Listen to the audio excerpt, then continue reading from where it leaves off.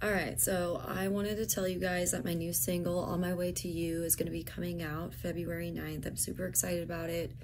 I want to tell you guys a little backstory about me. So my name is Ariel Jean, and I've been writing songs since I was 12 years old and have been playing music in Sacramento for about 7 years now in the Ariel Jean band. And I've written probably 50 original songs over the years, and I'm also a mother of 2 now, and I want to tell you guys a little bit about that, what it's like being a mom and a working, traveling musician, and I will tell you what, it is not easy, to say the least, but it's also amazing. So being a mom in general is just one of the craziest roller coaster rides that you can go on as a parent. I mean, men too. But as a mom in this day and age, it's like you gotta work, you gotta be a mom, you gotta do housework, you gotta juggle all the things. You gotta find time for your passion. You gotta find time to work on your fitness. And it's a lot of hard work. And sometimes you're totally, completely fucking exhausted. Like, to the point where I don't want to sit down and practice my guitar. I want to stare at a wall and zone out because I've been asked 100 questions today by 2 little humans over and over again. My name as mom has been called 150,000 times. And I'm also slightly an introvert, so not getting a lot of alone time is challenging for me because I typically spend that alone time being creative, writing songs, playing my guitar. I need that time to myself really to do what I do best. And so it is challenging. And I'll also tell you guys a little bit about my postpartum stuff that I went through, because I feel like it's not talked about enough what women go through after they have babies. And I think nothing really can prepare you as parents how to handle these situations, how to really deal with them and know if they're normal. Like, that's another challenge, is what I'm going through normal? So I'll tell you a little bit about my experience, because after I had my daughter, I had major postpartum depression and anxiety, but I had never struggled with that in my entire life. And so I didn't even know what that looked like until my sisters came to me and told me, Ariel, you're miserable to be around. And I was like, oh my gosh, what? You know? And so I had to internally look at myself and become self-aware of what I was going through. And I realized, like, yeah, I have major anxiety problems right now. And I never had that issue before. So I didn't even know the symptoms of that. I didn't know what it looked like. And so finally, once I was able to recognize that, I was able to get help for it, and I got some books for it. I was able to see a therapist, and that was one of the best things I ever did for myself, just as an individual. And I would totally encourage anybody to go do that, to get your mental health in line, because I think once you do that, you're really capable of achieving so much more when your mental health is stabilized. And then after I had my son, I had some issues because I had 2 C-sections, but I also had issues with panic attacks after my son, and had never had panic attacks before, really.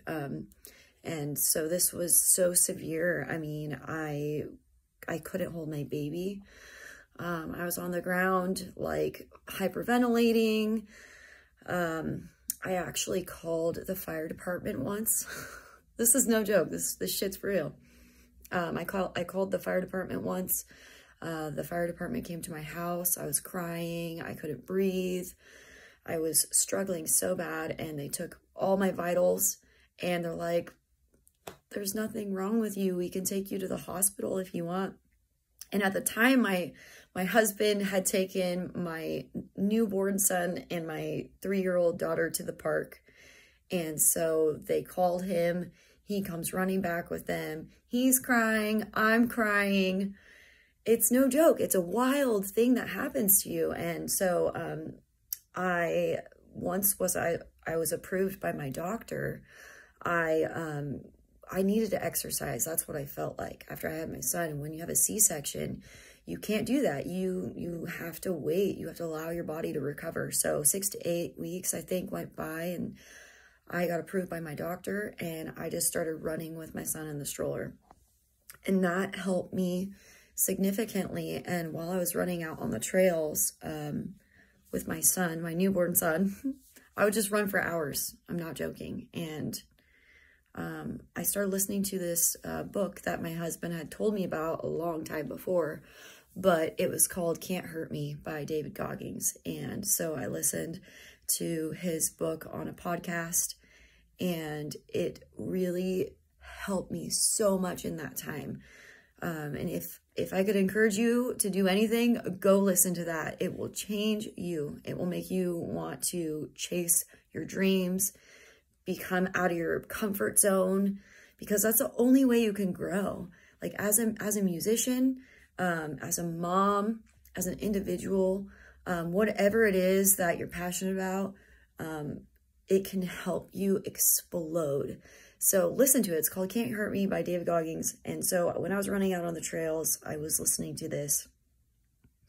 And it just talks a lot about his journey and how, you know, he grew up in a super rough household, and then he overcame that, and he ended up becoming a Navy SEAL, and he ultimately became a marathon runner. And so his story is incredible, but he talks about getting out of your comfort zone. He talks about how you cannot grow at all in anything, in any field in your life, until you become uncomfortable.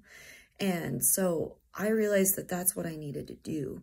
And with my guitar playing particularly, I realized that I had become so complacent as a guitar player. I didn't know any music theory.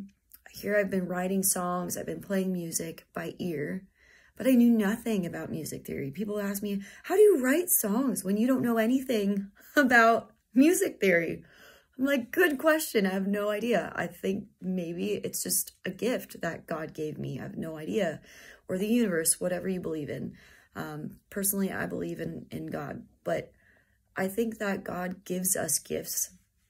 And this is one that's been given to me because I can't explain it. I've been writing songs from the beginning of time, been singing since I was 2 years old.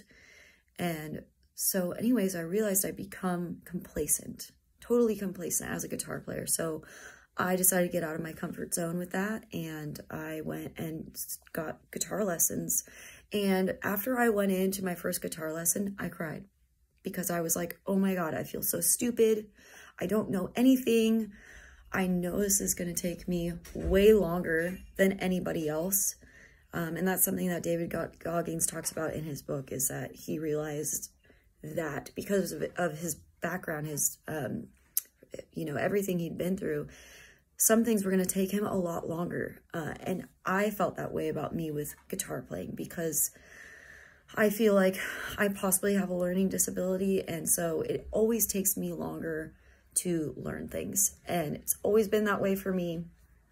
And so I knew it was going to take me a long time to learn music theory. I'm still learning, and it's been 2 years, but I've learned a lot so far, and I've totally gotten out of my comfort zone. I started learning and playing more lead guitar. I started understanding keys and major and minor scales and pentatonic scales.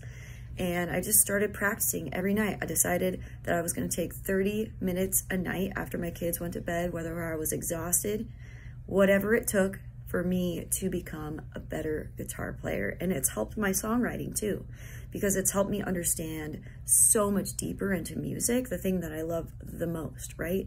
And it challenges my brain. It makes me become better all around. And so if I could encourage you to do anything, it would be to get out of your comfort zone, because you can't grow if you stay comfortable, and to push yourself, because a lot of the time we don't even meet 10% of what we're capable of doing because we don't push ourselves. We're way too comfortable, especially as Americans, right? We have so many resources. We have so much that the rest of the world doesn't have. And so we have to find ways to push ourselves. And, you know, a lot of the times we're like, I just don't want to do this right now, especially as a mom, as a parent. I'm freaking exhausted, man. But I decided I was not going to let that shit hold me down. I was going to continue on pushing forward, and I wasn't going to let my postpartum depression, anxiety. My son's almost 3 years old, and I still have major anxiety issues with my children. Every day, I'm like worried something bad's going to happen to them, you know? And it's this crazy feeling that I never had before until I really loved another person so much that it's like, I'm terrified that something's going to happen to them. But getting out of your comfort zone and pushing yourself to the actual limit, you know, and even still, you're probably capable of more than that, like 50% past that. So that is what it looks like, being a mom and a musician.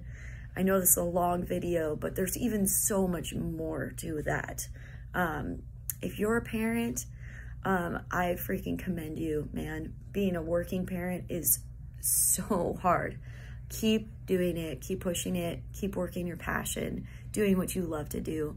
Check out my new single, February 9th. It's called On My Way to You. It is about my music journey and love and passion for music. And, you know, I think if you're in the audience, you can totally relate to this song as well, because I know people who love to go to concerts. They love being in the audience. They love the concert experience. They love the live music experience. Live music can just change your soul. It really can. It can inspire you. And so On My Way to You is for the person in the audience. It's also for the musician and songwriter on the stage. So I hope you guys like it. Pre-save it. It's on iTunes, available for pre-sale as well. So thank you guys so much, and see you soon.